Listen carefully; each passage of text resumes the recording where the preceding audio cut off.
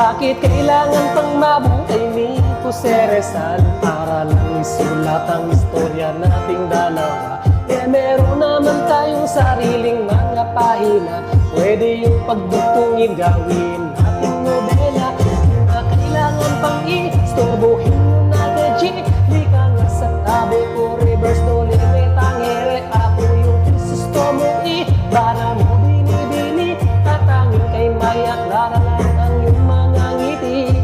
Di totoo mistis ang hanap-hanap ko, di mo ba kilala ang iyong Krisos mo?